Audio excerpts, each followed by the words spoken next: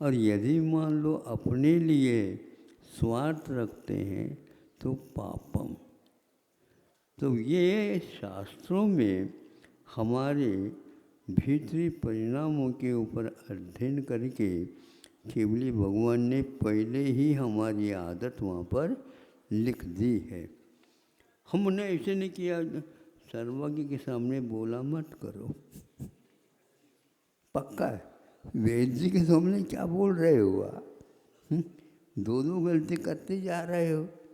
इसलिए जिससे खाया, जिसको खाया उसी से ये ठीक होगा।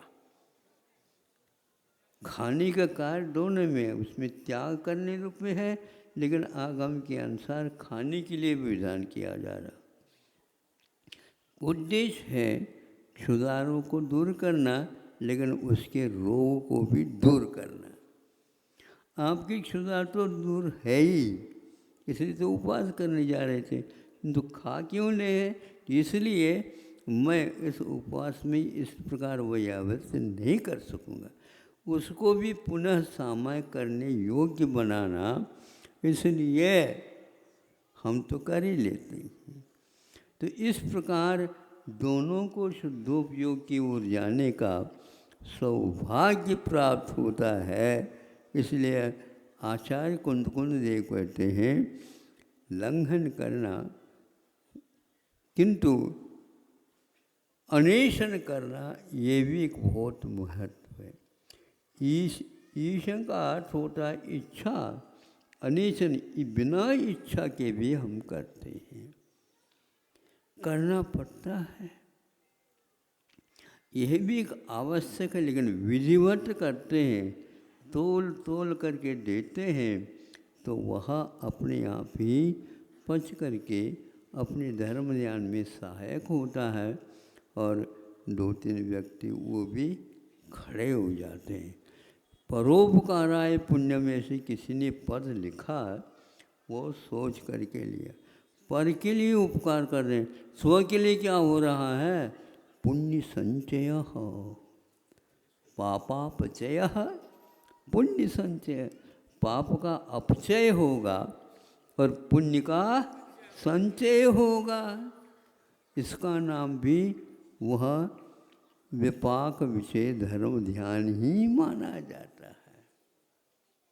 दूसरे के लिए भी आपने सोचा, करुणा के साथ सोचा, कर्तव्य मान करके सोचा। यदि मान लो हम होते इस स्थान पर तो क्या होता? महाराज हम होते ही नहीं, इतनी वेदना को कौन सहन करेगा?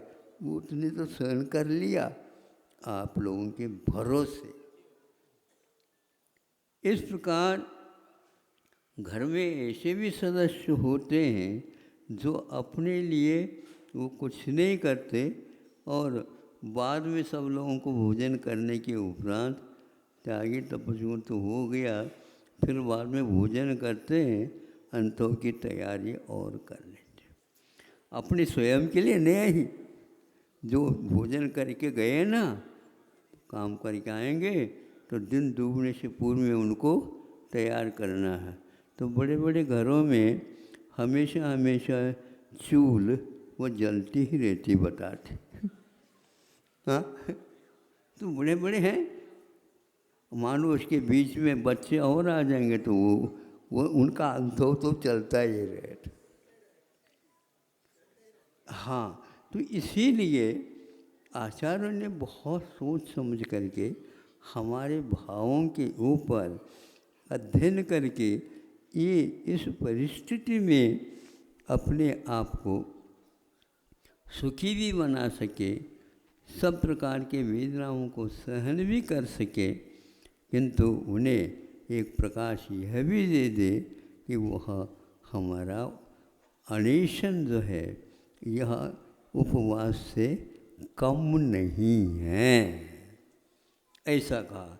तो आज भी जो विधिवत संयम और संयम दोनों पाल रहे हैं, वे चतुर्थ काल में जो करते थे, श्रावक और श्रमण, तपस्या और उससे कर्म निद्रा होती थी, उससे असंख्यात गुणी निर्जरा। वो उत्तम संगठन वाले भी क्यों न हो, किंतु आज हीन संगठन भी क्यों न हो, हीन संगठन के साथ भी उपवास अनिशन आदि किया जा सकता है।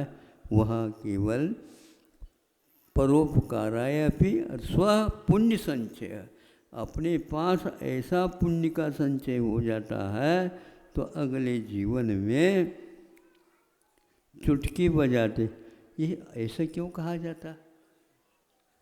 चुटकी बजाते दूसरा काम करते हैं तो चुटकी नहीं बज पाती होगी। हाँ, इसलिए चुटकी बजाने के लिए वो मध्यमा और अंगुष्ठ दोनों की भीतर ऊर्जा आए तो फिर चुटकी बज जाए। वो चुटकी बज जाते वो किसी को सुनने में आए या ना आए। हाँ, हम जब छोटे थे भैया ये सब लोग सुन रहे हैं क्या नहीं क्या पता, और वो धीरे धीरे चुटकी बज जाती थी। वो अच्छा हमें नहीं लगता, आवाज़ आ रही थी, आवाज़ से कोई मतलब नहीं। पर चुटकी का अर्थ ये है थोड़े में भी, थोड़े श्रम में भी क्या कहते हैं बड़ा काम हो जाता चुटकी बजाते बजाते। ये इसका अर्थ है, नहीं समझे? इसी प्रकार आप लोग पंचम काल कह करके आलस न करियो। ये पंचम काल पंचों का भी उद्धार कर देगा और प्रपंच का भी समाप्त कर देगा। प्रपंच का अर्थ होता है संसार, और पंच तो संसार में कोई उलझ न ले, इसलिए उनको मार्ग प्रशस्त करते हैं। हमारे पंच परमेष्ठी ही हमारे पंचायत हैं, उनको अच्छे ढंग से रखो, आराधना के सूत्र में पोर करके कल्याण हो जाएगा। विश्वास का भी खेद है, सौदा करते हैं तो उसमें घाटा भी लग सकता है। कैसे घाटा लगता है हम देखना है, ऐसे करते तो आगे बढ़ जाता है। अहिंसा परमो धर्म।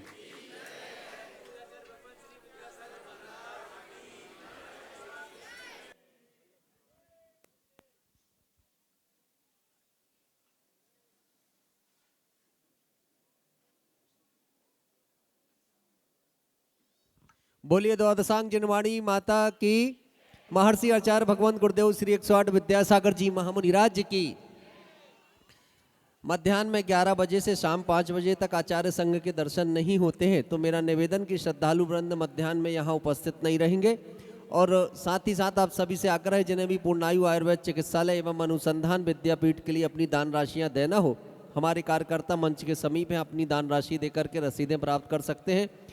आपके द्वारा प्रदत्त की गई राशियों का सदुपयोग करते हुए औषधि दान में ये परिवर्तित करते हुए पूर्णायु आयुर्वेद चिकित्सालय के लिए राशि समर्पित होंगी। तो मेरा निवेदन है कि आप सभी लोग मानव सेवा के कार्य से जुड़ें, चिकित्सा एवं शिक्षा के क्षेत्र में आप सभी लोग अवश्य दान दें, और आपके द्वारा दी गई राशियों के माध्यम से किसी की चिकित्सा हो सके, इस उद्देश्य से आप सभी लोग अपनी राशि अवश्य प्रदान करेंगे। और पंडाल के समीप सामने वहाँ